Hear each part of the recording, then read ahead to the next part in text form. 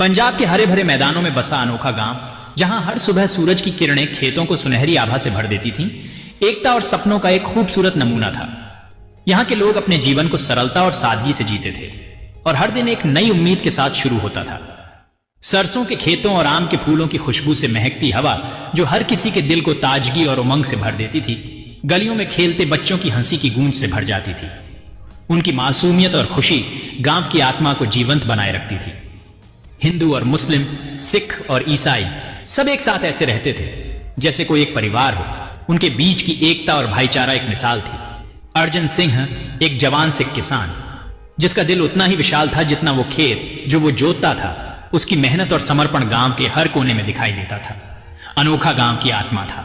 उसकी उपस्थिति गांव के हर व्यक्ति के लिए प्रेरणा का स्रोत थी। उसकी सबसे अच्छी दोस्त नूर जहां, एक मुस्लिम बुनकर जो अपनी खूबसूरत कलाकृतियों के लिए जानी जाती थी, उसकी कला में गांव की संस्कृति और परंपराओं की झलक मिलती थी। अपने गांव से उतना ही प्यार करती थी। नूर जहां का हर काम गांव के प्रति उसके प्रेम और समर्पण को दर्शाता था। दोनों का जीवन गांव की धुन में बीतता था। खेतों में उनकी हंसी गूंजती रहती थी और उनके बीच की दोस्ती गांव के हर कोने में महसूस की जा सकती थी। दूर देश में आ रहे बदलाव की आहट से अनजान गांव के लोग अपने रोजमर्रा के कामों में व्यस्त रहते थे, बिना किसी चिंता के। लेकिन दूर से आ रहे तूफान की फुसफुसाहट उनके शांत जीवन तक भी पहुंच गई। आसमान में काले बादल छाने लगे जो आने वाले संकट की ओर इशारा कर रहे थे। बंटे हुए भारत की एक अलग मुस्लिम देश की खबरें मुसाफिरों और व्यापारियों के जरिए आने लगी, जो गांव के लोगों के दिलों में डर और अनिश्चितता भरने लगी। उनके उज्जवल भविष्य पर काले साए डालती हुई गांव के लोग अब अपने भविष्य को लेकर चिंतित रहने लगे थे। अनोखा पूरे देश की तरह दम साधे हुए था, अनिश्चित भविष्य का इंतजार कर रहा था। हर कोई अपने दिल में एक अजीब सी बेचैनी महसूस कर रहा था। बाजार, जो आमतौर पर जिंदगी और हंसी से गुलजार रहता था, अब एक अजीब सी खामोशी में डूबा हुआ था। हर कोने में पसरी इस खामोशी ने मानो गांव की रूह को जकड़ लिया था। जहां कभी बच्चों की खिलखिलाहट और दुकानदारों की आवाजें गूंजती थीं, वहां अब सन्नाटा था। उम्मीदों से भरी हवा में धीमी बातचीत की आवाजें गूंज रही थीं। लोग आपस में फुसफुसा रहे थे, मानो किसी अनजाने डर से घिरे हों। उनकी आंखों में चिंता और अनिश्चितता साफ झलक रही थी। मसालों और कपड़ों के चटकीले रंग फीके पड़ गए थे, मानो गांव वालों के दिलों में बढ़ती बेचैनी को दर्शा रहे हों। हर चीज पर एक उदासी की परत छड़ी हुई थी, जो गांव की खुशियों को धीरे धीरे निगल रही थी। सरहद पार से डर और थकान से भरे चेहरों वाले शरणार्थी आने लगे। उनके चेहरे पर थकान और आंखों में डर साफ दिखाई दे रहा था। वे अपने साथ एक अनकही कहानी लेकर आए थे जो उनके हर कदम में झलक रही थी। वो अपने साथ अनकही कहानियां लाए, जले हुए घरों और खोए हुए अपनों की। उनकी कहानियों में दर्द और पीड़ा थी जो सुनने वालों के दिलों को चीर कर रख देती थी। दर्द और बेघर होने की उनकी कहानियों ने गांव वालों की रूह कंपा दी, उनके शांतिपूर्ण जीवन के भ्रम को चकनाचूर कर दिया। गांव वाले उनकी कहानियों को सुनकर सन्न रह गए, मानो उनकी अपनी दुनिया ही बदल गई हो। अर्जन अपने दिल में आने वाले कयामत का आभास लिए शरणार्थियों को अनोखा में आते हुए देख रहा था। उसकी आंखों में चिंता और दिल में एक अजीब सी बेचैनी थी। उनकी हालत उसकी बढ़ती बेचैनी को दर्शा रही थी। अर्जन को लग रहा था कि कुछ बड़ा और भयानक होने वाला है, जो उनके गांव की शांति को हमेशा के लिए छीन लेगा। उसे नूर जहां की शांत उपस्थिति में सुकून मिला, उसके हाथ ने उसे यकीन दिलाया कि उनका रिश्ता जमीन पर खींची जा रही बनावटी लकीरों से कहीं ऊपर है। नूर जहां की मुस्कान और उसकी आंखों में झलकता विश्वास अर्जन के दिल को थोड़ी राहत देता था, लेकिन उनकी गहरी दोस्ती भी बढ़ते हुए शक और डर के सायों को पूरी तरह से दूर नहीं कर सकी। गांव में हर कोई एक अनजाने डर से घिरा हुआ था, जो उनकी दोस्ती और रिश्तों को भी प्रभावित कर रहा था।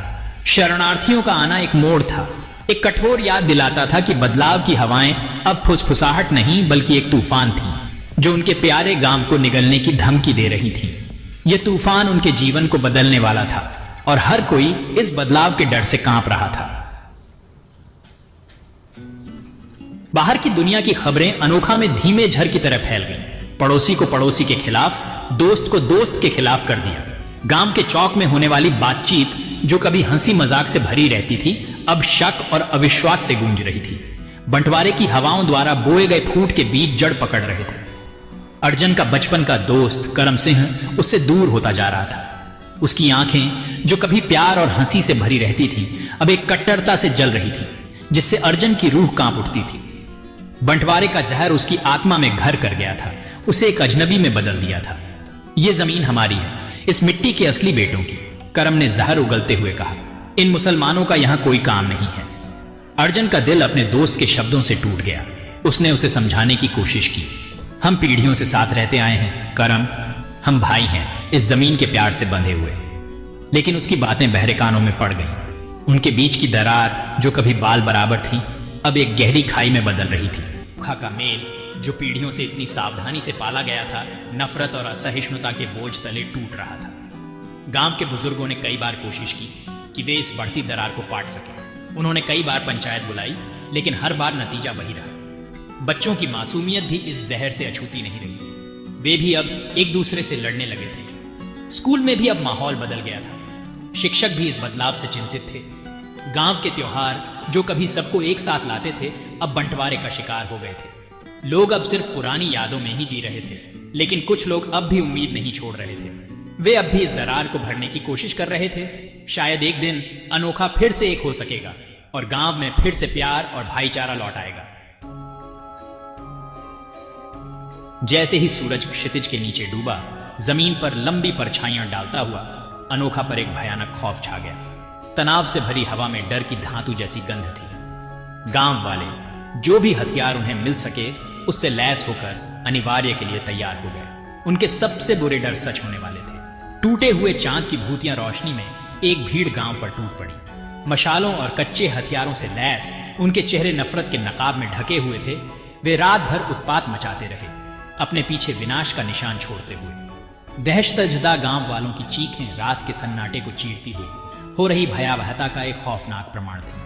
अर्जुन सीने में धड़कते दिल के साथ अपने परिवार और पड़ोसियों की रक्षा के लिए लड़ा, लेकिन धार्मिक उन्माद और खून की प्यास से भरी भीड़ बेरहम थी। वह आदर्श दुनिया जिसे वह जानता था, जिसे वह प्यार करता था, उसके चारों ओर टूट रही थी। जैसे जैसे रात आगे बढ़ी, हवा धुएं और मौत की बदबू से भर गई। कभी शांत रहने वाला अनोखा गांव एक युद्ध का मैदान बन गया था, उस पागलपन का एक दुखद प्रमाण जिसने राष्ट्र को जकड़ लिया था।